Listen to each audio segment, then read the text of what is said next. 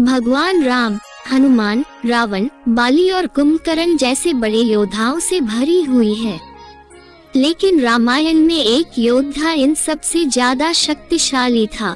ये शक्तिशाली योद्धा मेघनाद था। अगस्त्य मुनि ने प्रभु श्री राम को बताया था कि रावण का पुत्र मेघनाद ही इस संग्राम का सबसे ताकतवर योद्धा यानी सबसे शक्तिशाली राक्षस है। आइए जानते हैं अगस्त्य मुनि ने ऐसा क्यों कहा और किसके हाथों मेघनाद की मौत हुई।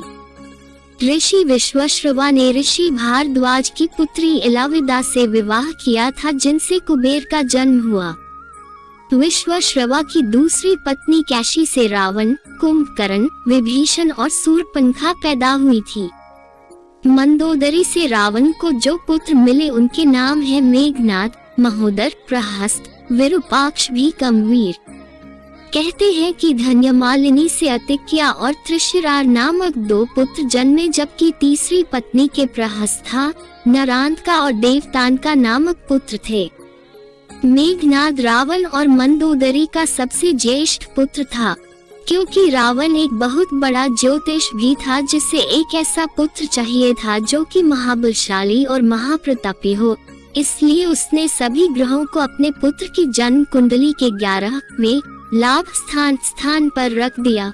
परंतु रावण की प्रवृत्ति से परिचित शनिदेव 11वें स्थान से 12वें स्थान व्ययस्थानी स्थान पर आ गए, जिससे रावण को मनवांछित पुत्र प्राप्त नहीं हो सका। इस बात से क्रोधित रावण ने शनिदेव के पैर पर प्रहार किया था।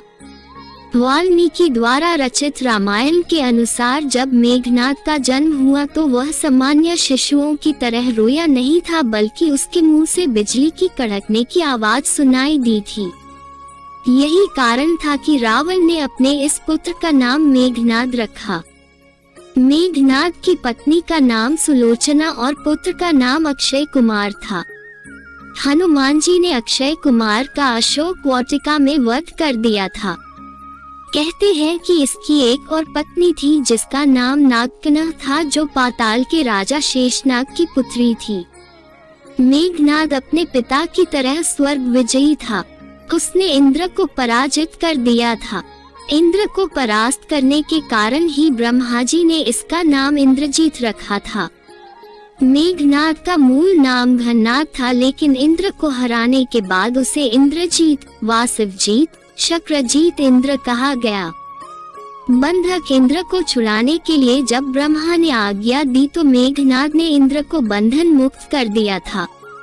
इस पर ब्रह्मा ने कहा वरदान मांगो। तब मेघनाद ने अमरता का वर मांगा, लेकिन ब्रह्मा ने कहा कि ये देने संभव नहीं, लेकिन उन्होंने इसके समान ही वर जरूर दिया। वर अनुसार अपनी कुल देवी प्रत्यांगिरा के यज्ञ के दौरान मेघनाद को स्वयं त्रिदेव नहीं हरा सकते और नहीं मार सकते थे। मेघनाद ने शुक्राचार्य और साक्षात महादेव से शिक्षा प्राप्त की थी। महादेव शिव से प्रशिक्षण प्राप्त लगभग सभी दिव्यास्त्रों का ज्ञाता बन गया था। किशोरावस्था की आयु होते होते इसने अपनी कुलदेवी निकुंभला प्रत्यांगिरा के मंदिर में अपने गुरु से दीक्षा लेकर कई सिद्धियां प्राप्त कर ली थी।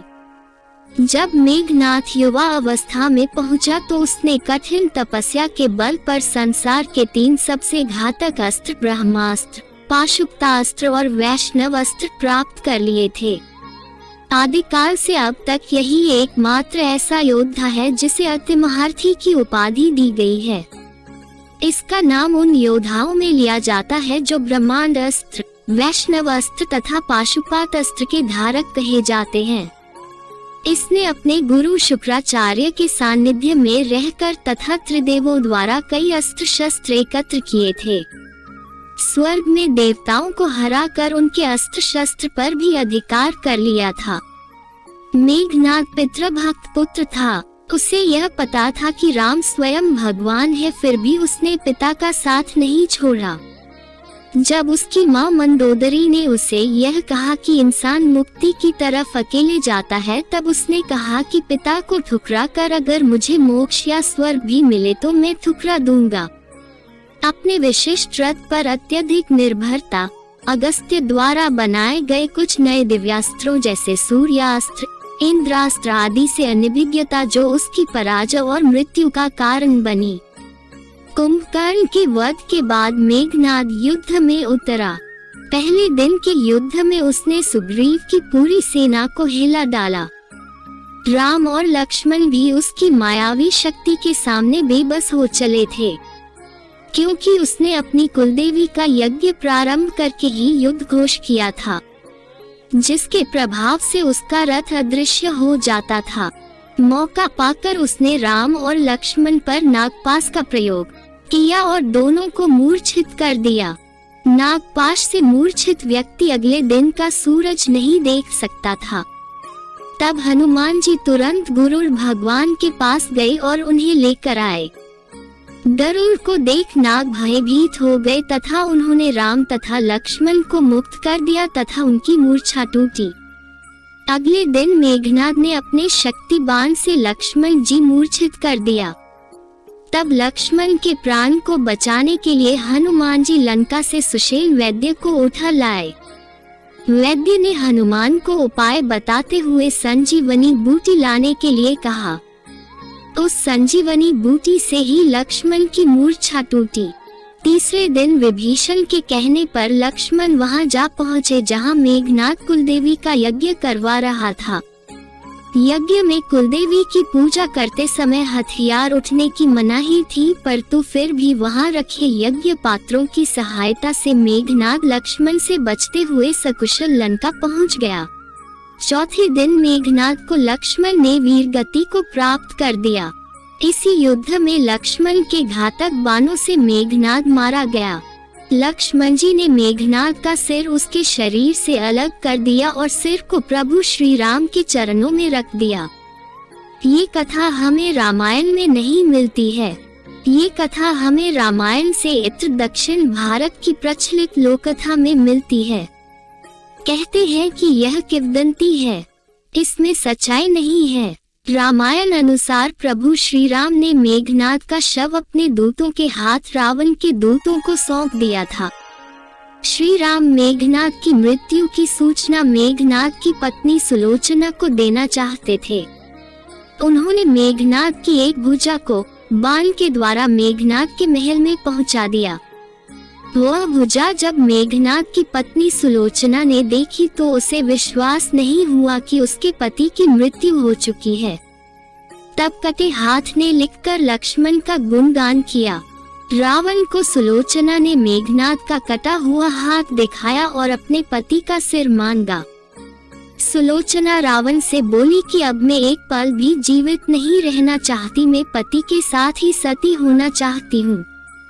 तब रावण ने कहा, पुत्री 4 घड़ी प्रतीक्षा करो, मैं मेघनाद का सिर शत्रु के सिर के साथ लेकर आता हूँ।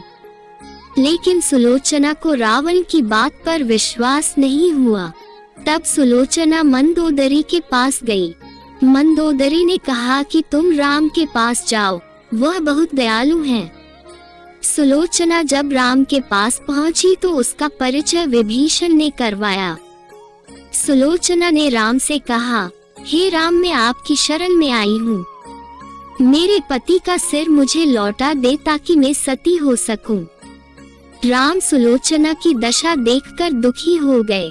उन्होंने कहा कि मैं तुम्हारे पति को अभी जीवित कर देता हूँ। सुलोचना ने कहा कि मैं नहीं चाहती कि मेरे पति जीवित होकर संसार के कष्टों को भोगें। मेरे लिए सौभाग्य की बात है कि आपके दर्शन हो गए। मेरा जन्म सार्थक हो गया। अब जीवित रहने की कोई इच्छा नहीं। राम के कहने पर सुग्रीव मेघनाद का सिर ले आए, लेकिन उनके मन में यह आशंका थी कि मेघनाद के कटे हाथ ने लक्ष्मण का गुणगान कैसे किया।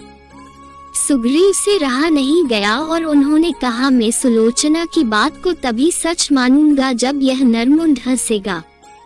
सुलोचना के सतीत्व की यह बहुत बड़ी परीक्षा थी। उसने कटे हुए सिर से कहा, हे स्वामी, जल्दी हंसिए, वरना आपके हाथ ने जो लिखा है उसे ये सब सत्य नहीं मानेंगे। इतना सुनते ही मेघनाद का कटा सिर जोर जोर से हंसने लगा। इस तरह सुलोचना अपने पति का कटा हुए सिर लेकर चली गई।